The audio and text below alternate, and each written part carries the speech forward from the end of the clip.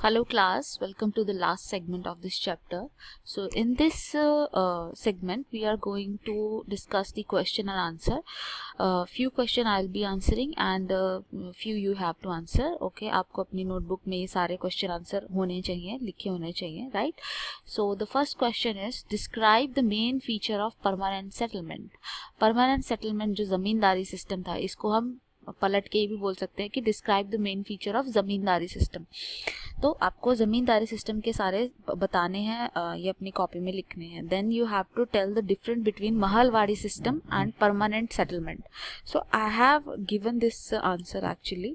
So in Mahalwari system it was introduced by Holt Mackenzie in 1822.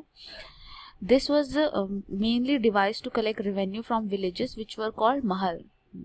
Villages were called Mahal. Okay, सो महल में से निकाला जाता था, रिवेन्यू लिया जाता था. The estimated revenue of each plot within a village was added up to calculate revenue that each mahal had to pay. क्या करते थे, मैंने पहले भी एक्सप्लेन किया है, महलवाड़ी में गांव को एक महल की तरह ट्रीट करते थे और वहाँ पे पूरा टोटल कितना लैंड है और कितना कलेक्ट किया जा सकता है वहाँ से, ये चीज़ देखी जाती थी. और फिर वहाँ का जो विलेज हेडमैन हुआ करता था वो गांव की तरफ से पे, मतलब सारे गांव से इकट्ठा करके पे किया करता था. और यहाँ पे जो रेवेन्यू था वो फिक्स नहीं था, वो पीरियोडिकली चेंज होता रहता था. जैसे परमानेंट सेटलमेंट में फिक्स था, यहाँ पे फिक्स नहीं था. अब परमानेंट सेटलमेंट जो थी that was introduced by Lord Cornwallis in 1793. ये जो सिस्टम था इससे क्या हुआ, इसमें फिक्स शेयर आता था कंपनी के पास, ब्रिटिशर्स के पास फिक्स शेयर आता था टैक्स का, तो जो उनके लिए काफ़ी फ़ायदेमंद था.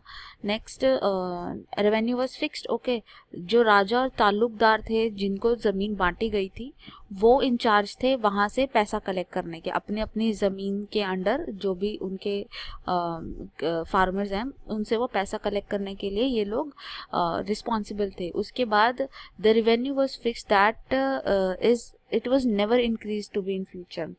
जो पैसा था, कितना पैसा देना है, कितना टैक्स देना है, वो फिक्स था कि इतना ही देना है, चाहे आंधी आए तूफान आए, चाहे किसी के पास कम फसल उगे, ज़्यादा उगे, कितना भी उगे, उसको उतना ही पे करना है. तो ये it was fixed. Okay, give two problem which arose with the new Munro system of fixing revenue.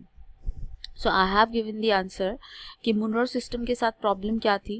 जो रेवेन्यू डिमांड थी that was too high that could not be met by peasant. जो रेवेन्यू की वो demand कर रहे थे वो demand ही बहुत हाई थी और उतनी हाई डिमांड जो अपने वो हैं किसान लोग वो पे नहीं कर पा रहे थे. पीजेंट बीइंग अनेबल टू पे the rent fled the country side and village became deserted. और ये लोग जो है वो गाँव छोड़ के चले गए ताकि, क्योंकि उनके पास पैसे नहीं थे देने के लिए. Why were riots reluctant to grow indigo? Indigo के बारे में बात करते हैं कि एक्चुअली क्या प्रॉब्लम आ गई थी रॉयट्स के साथ कि उन्होंने इंडिगो उगाने से मना कर दिया. So they were reluctant to grow indigo. क्यों? They were paid very low price for it. बहुत ही कम प्राइस में मिला करता था उन्हें. They found that they would never earn any profit from the indigo plantation. Of course they thought उनको कोई फ़ायदा नहीं होने वाला है, so why they should waste their energy. Okay, so the farmer were insisted to grow indigo on fertile part of their land by planter, but they preferred growing rice on the best soil. जो किसान थे वो चाहते थे rice उगाना, लेकिन जो planters थे वो उनको फोर्स करते थे इंडिगो उगाने के लिए. क्योंकि और किसान क्यों नहीं उगाना चाहते थे? क्योंकि अगर एक लैंड पे इंडिगो उग गई है तो उस लैंड पे दोबारा से दूसरी कल्टीवेशन नहीं हो सकती. ठीक है, उसके ऊपर कल्टीवेशन दूसरी राइस की नहीं हो सकती. सो वो रिलक्टेंट थे. नेक्स्ट क्वेश्चन का आंसर आपको करना है. क्वेश्चन है which were the circumstances which led to eventual collapse of indigo production in Bengal.